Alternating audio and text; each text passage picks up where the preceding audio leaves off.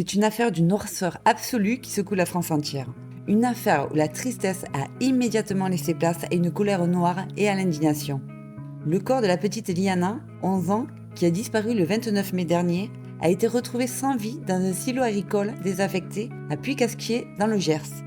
Mais au-delà de l'effroi, ce drame met aujourd'hui en lumière un immense scandale d'État. Comment un prédateur sexuel présumé, visé par de multiples plaintes et signalements pour violences sexuelles sur mineurs, a-t-il pu rester en liberté et croiser la route de cet enfant ? Aujourd'hui, des citoyens anonymes, jusqu'aux plus hautes sphères du pouvoir, tout le monde pointe du doigt les dysfonctionnements majeurs de la justice. Voici l'histoire d'un drame qui aurait dû être évité.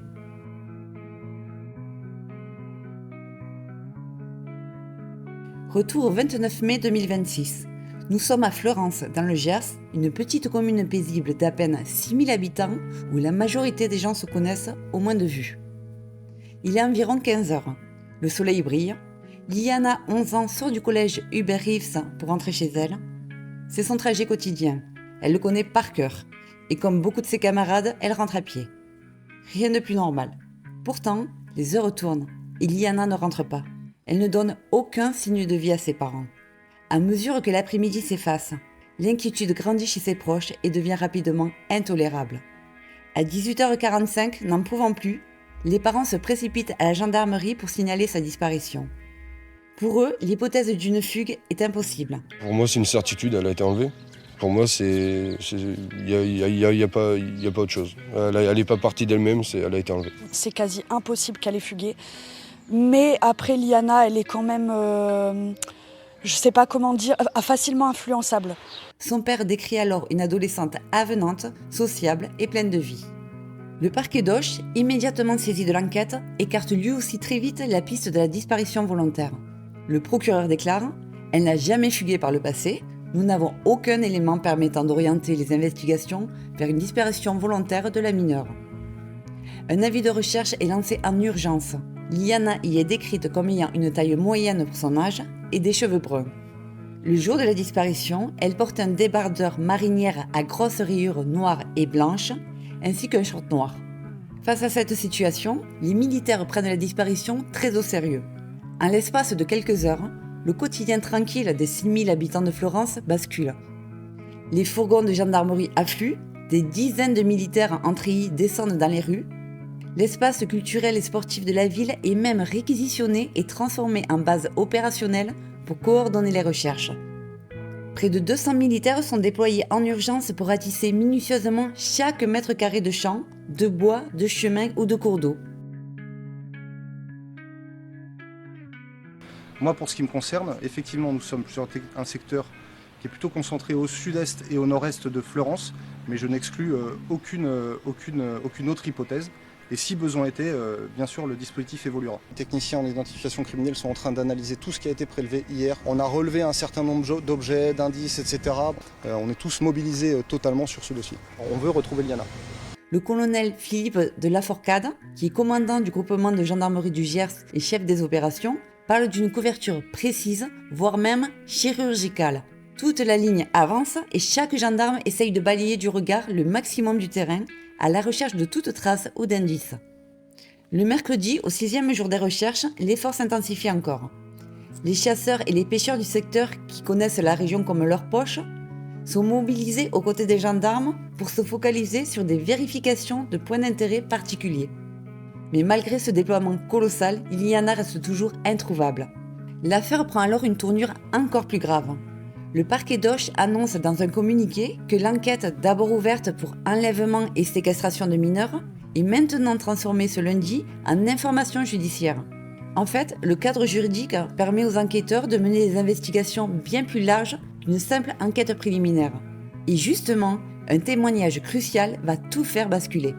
Un témoin se présente aux gendarmes. Il affirme qu'au moment de la sortie des classes vers 15h, il a vu Liana monter dans la voiture d'un homme stationné devant le collège.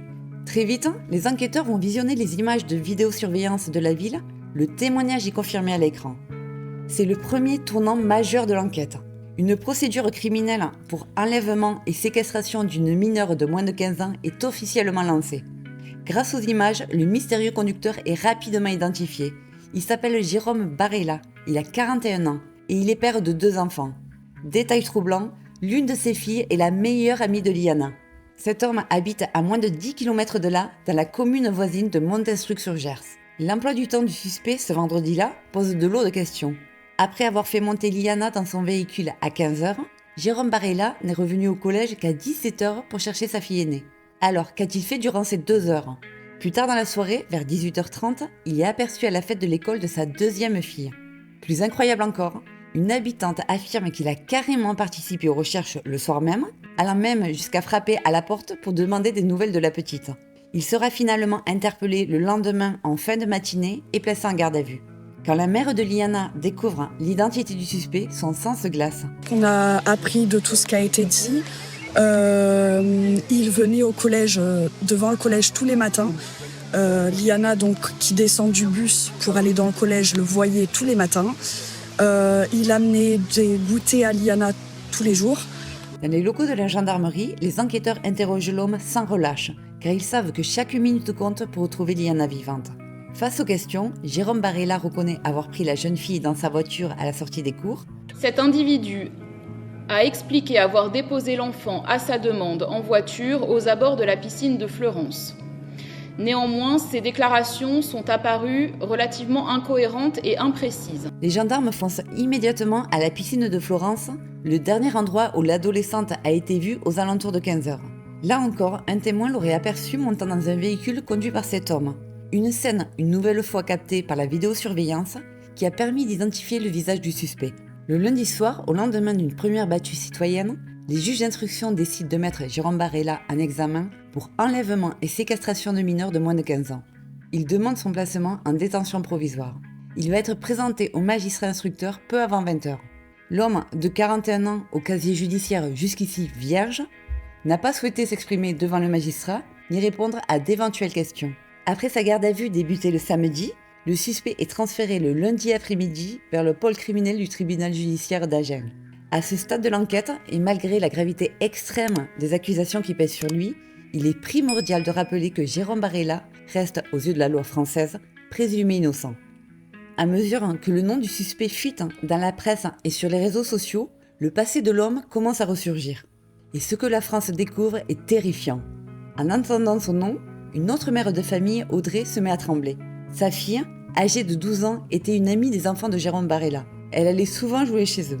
Mais dès le 22 août 2025, Audrey avait déposé une plainte terrifiante, dénonçant des viols répétés commis sur sa petite fille entre septembre 2024 et mai 2025 au domicile du suspect. À l'époque, la petite fille avait commencé à poser des questions de plus en plus précises sur la sexualité, ce qui avait alerté le conjoint d'Audrey. Le suspect envoyait des messages inappropriés à la fillette, l'appelait constamment et la couvrait de cadeaux. Confronté par Audrey, Jérôme Barella avait tout nié en bloc, menaçant même de mettre fin à ses jours. Effrayé et sous pression, l'enfant, qui n'avait que 10 ans au moment des faits, avait fini par dire qu'elle avait menti. Mais quelques mois plus tard, la vérité éclate. Audrey raconte l'horreur confiée par sa fille. Ma fille raconte il déshabille, il essaie de pénétrer, que ça fait très mal pour elle, que plusieurs fois il a fait. J'ai appelé les policiers, ils m'ont dit clairement que je le saoule et si je n'arrête pas d'appeler, ils m'ont fait une main couronne contre harcèlement. Pourtant, malgré cette plainte pour viol, Jérôme Barella n'a jamais été convoqué ni entendu par la justice. Incompréhensible. Et le pire, c'est que le cas de cette jeune fille n'est malheureusement pas isolé. 2 jours après la mise en examen du suspect, la procureure de la République d'Auch, Clémence Meyer, tient une conférence de presse et lâche une bombe. L'homme était déjà visé par plusieurs signalements et plaintes bien avant la disparition de Liana. La liste est hallucinante. En 2017, un premier signalement judiciaire est émis par la mère d'une adolescente de 17 ans, découvrant que sa fille entretenait une relation intime avec cet homme, alors âgé de 32 ans. En 2020, un dirigeant du lycée Maréchal Lannes dans le Gers contacte spontanément la gendarmerie pour signaler que Jérôme Barella y travaillait comme agent d'entretien et qu'il avait fait l'objet d'un licenciement en 2020 en raison d'une relation inappropriée avec une jeune fille. En 2022, une plainte est déposée pour des faits présumés commis en 2020 sur une enfant de seulement 7 ans au domicile du suspect. Cette plainte a été classée sans suite en 2024 au motif que l'infraction était insuffisamment caractérisée, mais heureusement la magistrate annonce qu'elle va être réexaminée. Dans les plaintes récentes, le mercredi 3 juin 2026, donc cette semaine, un père de famille porte plainte affirmant que sa fille a subi des attouchements de la part de Barella lors d'une soirée pyjama. Le lendemain, une autre mère dépose plainte à Saint-Brieuc pour le viol de sa fille en 2023. Ça commence à faire beaucoup. Toutes ces révélations en cascade éclairent d'un jour nouveau et glaçant les confidences de la petite Liana à sa propre mère. S'était amusé à lui faire des chatouilles, qu'il avait pas mal joué avec elle. Après qu'elle m'ait dit ça, je lui ai dit que je voulais plus qu'elle ait aucun contact avec lui. Devant ce scandale, le ministre de l'Intérieur Laurent Nunez annonce devant l'Assemblée nationale l'ouverture de l'enquête administrative sur les antécédents du suspect. Les accusations de dysfonctionnement majeur de la justice commencent à gronder partout en France. Mais le pire reste à venir. Nous sommes au 7e jour des recherches, le jeudi. Environ 170 gendarmes sont toujours sur le terrain, épaulés ce jour-là par des cavaliers bénévoles d'un centre équestre pour fouiller les zones boisées au sud de Florence. C'est alors qu'un appel crucial arrive au centre opérationnel de la gendarmerie nationale d'Auch. Un homme est au bout du fil. Il va demander aux forces de l'ordre de fouiller une exploitation agricole désaffectée qui est située à Puy-Casquier, à une quinzaine de kilomètres au sud-est de l'endroit où Liana a disparu. Cet homme révèle une information capitale.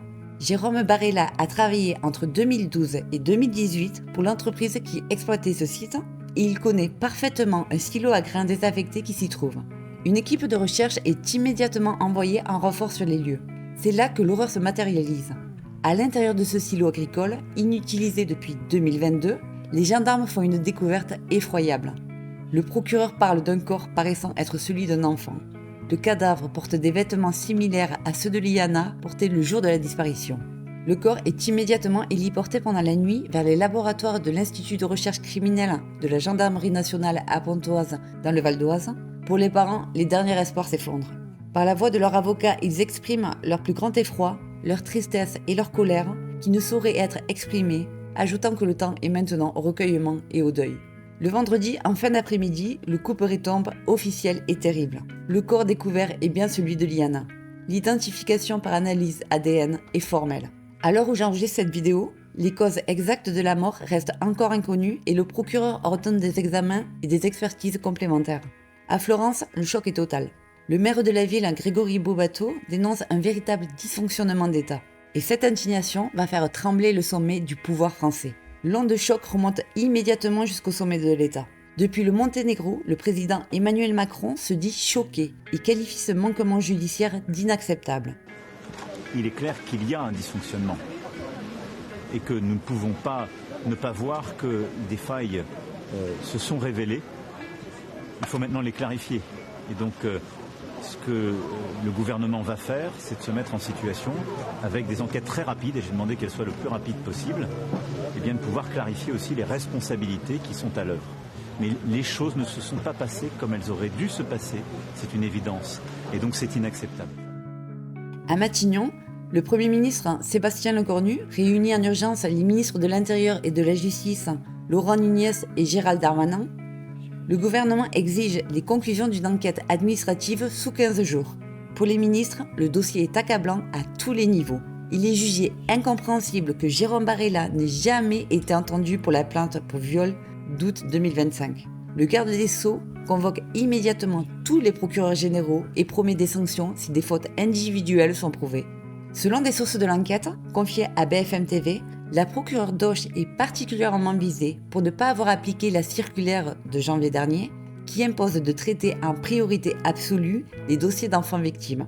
Face à ces accusations et aux menaces de mort qu'elle reçoit sur les réseaux sociaux, les syndicats de magistrats répliquent. Ils rappellent qu'ils alertent sans relâche les ministres depuis des années sur le manque de moyens criants et les délais de traitement alarmants des dossiers. Cette colère, elle est aussi politique. Alors que la campagne présidentielle de 2027 bat son plein, tous les candidats, de Marine Tondelier à Bruno Retailleau, à passer par Gabriel Attal, Édouard Philippe et Jean-Luc Mélenchon, ils montent tous au créneau pour exiger des réformes profondes. De son côté, la Fédération France Victimes réclame un Grenelle national sur les crimes commis contre les mineurs.